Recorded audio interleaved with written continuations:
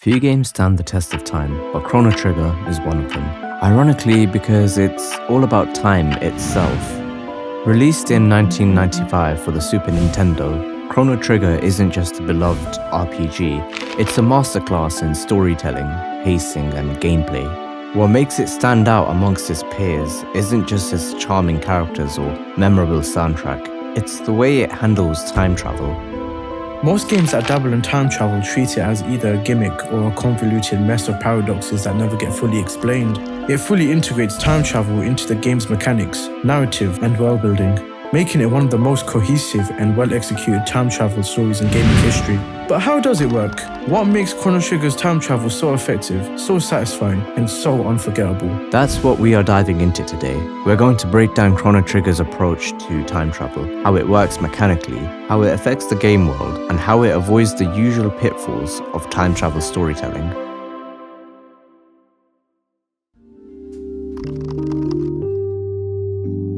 The backbone of Chrono Trigger's time travel system comes down to two key methods of transportation: time gates and the Epoch.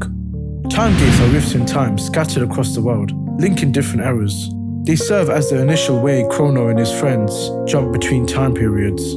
The Epoch is a time machine built by Balthasar, one of the gurus of Zio. Unlike the time gates, which force the player to travel to the preset locations, the Epoch allows free movement between eras, making it a huge upgrade when it becomes available. Now, you might be wondering, how does Chrono Trigger handle time travel paradoxes? After all, a game that lets you rewrite history should be full of contradictions and logical inconsistencies, right? Here's where the game shines. Time travel in Chrono Trigger follows a simple but effective set of rules. Cause and effect are immediate. If you change something in the past, the effects are felt instantly in the future.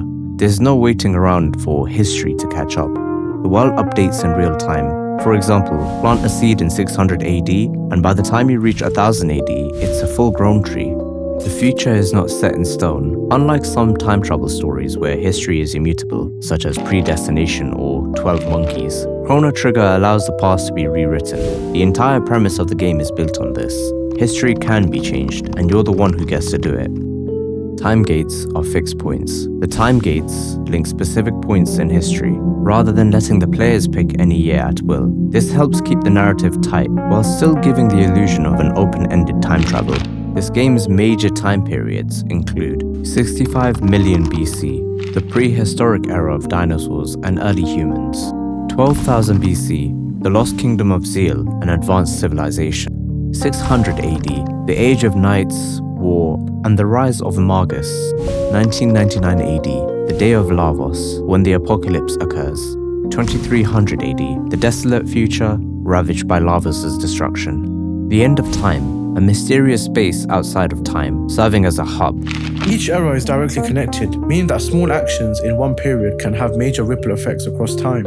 On a quick side note, the idea of time gates can be loosely connected to Einstein's theory of wormholes. To abridge this, in 1935, Albert Einstein and Nathan Rosen proposed the idea of wormholes, which connect two distinct points of space-time. The theory proposed that you can shorten the time traveled between two different points in space using a bridge, or the Einstein-Rosen bridge. In theory, you can travel forward in time and also backwards, which actually backs the logic of these time gates. The game avoids butterfly effect over complications. One of the biggest problems in time travel fiction is the butterfly effect, the idea that even the smallest change in the past could completely rewrite the future. Chrono Trigger acknowledges this concept but keeps it manageable. Instead of making the future completely unpredictable, it ensures that only major actions cause noticeable changes.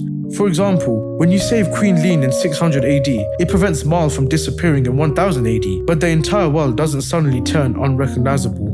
What makes this system brilliant is that it's simple, intuitive, and engaging. You don't need to be a theoretical physicist to understand it, but it still feels deep and meaningful. It also prevents the usual pitfalls of time travel stories. There's no overly complicated technobabble explaining how it works. You have set points in time you travel back and forth between. There are no endless paradox loops that makes the plot confusing. Anything that affects the future in the past doesn't then go back around and affect the past again. The future gets overwritten, and anything in said future that returned to the past is destroyed, as it can be considered a new continuity. The game never contradicts itself in a way that breaks immersion. There's no major plot holes. The story is very self-contained actually, and because it's so short for a JRPG, The developers don't have to worry about an overly complex timeline and narrative. In other words, Chrono Trigger's time travel is smartly designed for gameplay first, narrative second, and that's why it works. Time travel is tricky. Some stories get tangled in paradoxes, while others wave them away. Chrono Trigger strikes a balance. It keeps things simple for gameplay but leaves room for deeper thought. The game operates on a single mutable timeline. History can be rewritten, but once it is, the changes are immediate and absolute. There are no alternate realities, no multiverse splits. Instead, the game presents time as a cause and effect system, where actions ripple forward, reshaping history in real time. One of the first major events in the game is also its most famous paradox, Marl vanishing in 600 AD. When she arrives in the Middle Ages, the people assume she's Queen Lean. This leads to the real Queen's rescue being delayed, meaning if Lean is never found, her bloodline, and by extension Marl, ceases to exist. As a result, Marl blinks out of existence, even though she technically caused a mistake. This is textbook grandfather paradox, the idea that going back in time and altering something could prevent your own existence.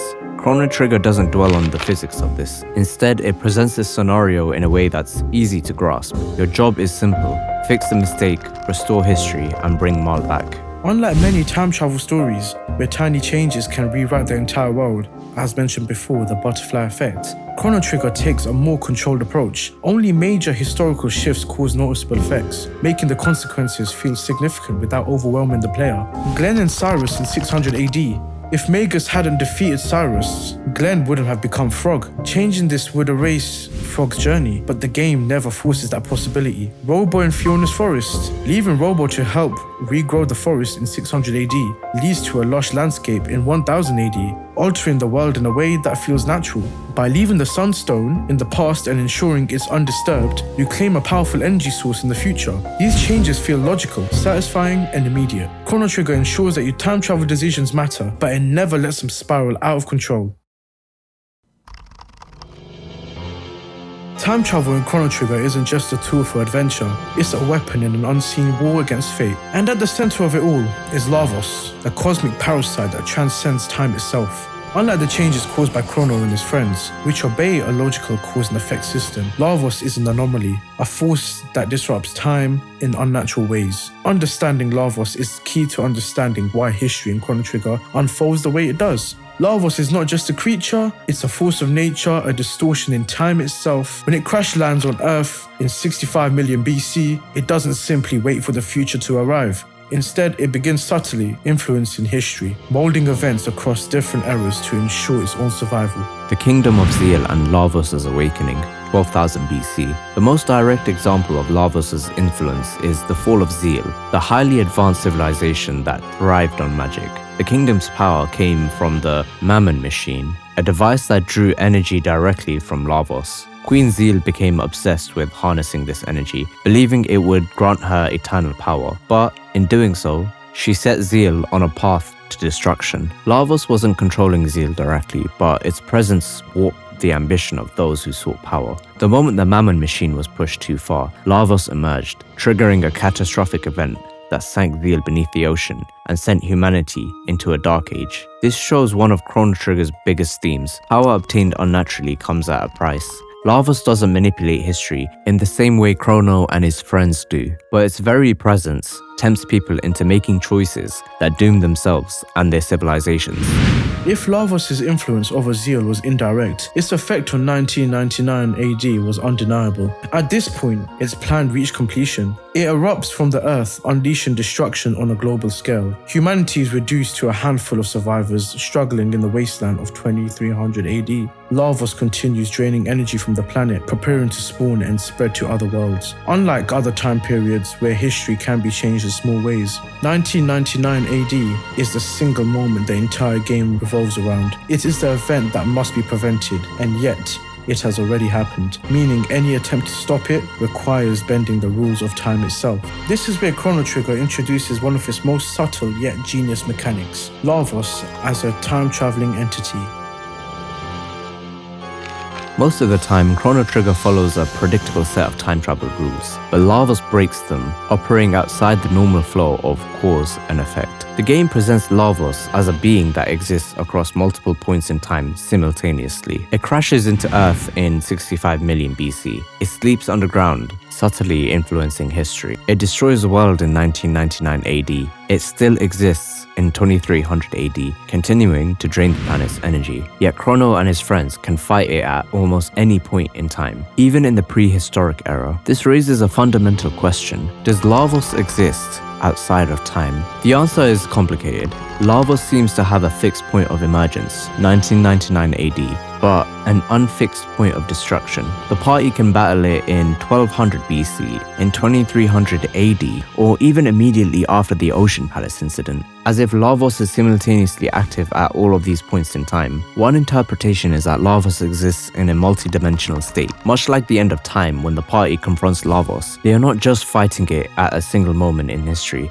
They are collapsing multiple points in time to bring about its end. Once Lavos is defeated, the game presents an interesting paradox. If Lavos dies in 12,000 BC, how does the ruined future of 2300 AD still exist? If Lavos is erased from history, why doesn't the party immediately vanish from existence, considering their whole journey depended on the apocalypse happening? The answer lies in Chrono Trigger's concept of frozen time states. The game subtly implies that history does not rewrite itself instantly in all cases. Instead, there are pockets of time where changes take longer to take effect, possibly because major changes, like erasing Lavos, are so large that the timeline resists rewriting itself too quickly. This is why the party can still access the ruined future even after Lavos is defeated, because time, in some sense, is still catching up. The moment they leave that timeline behind, it ceases to exist. Throughout Chrono Trigger, players constantly rewrite history, preventing tragedies, saving characters, and restoring hope. But Lavos represents a question that lingers over the entire story. Is history meant to be altered, or is fate inevitable? Lavos in many ways is a test,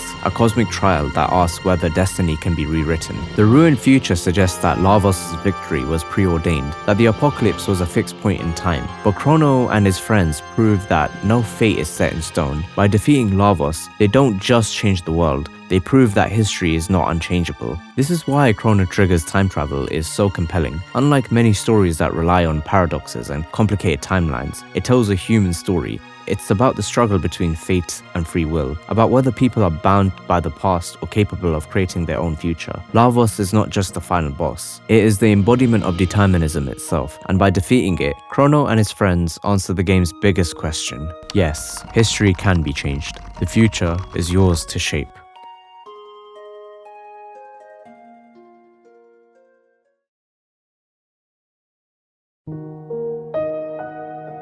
If Chrono Trigger were just about time travel mechanics, it would still be an incredible game. But what makes it legendary is that beneath its intricate system of time gates, paradoxes, and ripple effects, it poses a profound question. Are we bound by fate, or do we have the power to change our destiny? At first glance, Chrono Trigger seems to take a clear stance. The entire game is structured around the idea that history is malleable, that the past can be rewritten, and that the future is not set in stone. Every major event reinforces this idea. Chrono and his friends save Queen Lean, ensuring Marl's existence. They defeat Magus, preventing the rise of his army. They plant seeds in the past, watching forests grow in the future. The world reacts to their choices in ways that suggest history is a living, breathing entity, one that can be sculpted by those with the will to do so. Yet, as the story unfolds, cracks begin to form in this optimistic view. Certain events remain stubbornly unchangeable. No matter what you do, the Kingdom of Zeal falls. No matter how hard you try, the day of Lavos still arrives in 1999 AD, at least until you find a way to break the cycle entirely. The game presents a delicate balance. While history can be rewritten, certain events appear destined to occur, as if time itself resists the idea of absolute change. One of the most striking moments that challenges the idea of free will comes with Chrono's death at the Ocean Palace. Up to this point, he has been the center of the party, the silent protagonist whose mere presence reassures the player that things will turn out fine. Then, without warning, he is obliterated by Lavos in an event that seems completely unavoidable. No matter what choices the player makes leading up to this moment, no matter how much strength Chrono has gained, Lavos cuts him down effortlessly. The scene is a stark reminder that not everything can be rewritten on command, that fate still holds power even in a world where history is flexible. But what Chrono Trigger does next is what truly sets it apart. Rather than treating Chrono's death as an unchangeable moment, The game presents an opportunity, not an easy one, but a possibility nonetheless, to reverse what seemed inevitable. The quest to bring Chrono back is not just about reviving a fallen character, it's about proving, once and for all, that the future is not dictated by fate, but by those willing to fight for it. Using the Chrono Trigger, a literal embodiment of the power to defy destiny, the party pulls Chrono out of time itself, breaking what seemed like an irreversible law. It is the ultimate statement of the game's philosophy: nothing is set in stone, not even death itself. The concept of fate versus free will extends beyond the core narrative and into the game's multiple endings. While many RPGs of this era had fixed conclusions, Chrono Trigger offered numerous possible outcomes, each dependent on when and how Lavos is defeated. The very existence of these endings reinforces the idea that the future is shaped by choices rather than predetermined outcomes. In one ending, Chrono's group triumphs, and the world is saved. In another, they fall, and Lavos continues its silent domination. There are the endings where history plays out almost as if it was meant to, with only minor differences. And there are endings where the world takes an entirely different path. What Chrono Trigger understands better than most time travel stories is that free will and fate are not always mutually exclusive. The game does not fully embrace the idea that history is a blank slate, nor does it succumb to the fatalism that suggests everything is predestined. Instead, it presents a world where the struggle against fate is what truly defines existence. Lavos may always have meant to destroy the world, but that does not mean it must be allowed to. Chrono may have been destined to die, but destiny is only true for those who accept it without resistance. This balance between inevitability and agency is what makes Chrono Trigger resonate so deeply. But it also insists that the attempt to change history is always worth it. That even in the face of overwhelming odds, the future is something worth shaping. More than just a time travel story, Chrono Trigger is a meditation on what it means to have power over one's own life. The game suggests history is neither a rigid script nor an empty page. It is a story being written in real time, and every action, every choice, every moment matters. It's been Just Masked. And it's been Ams. And we'll see you in the world of gaming.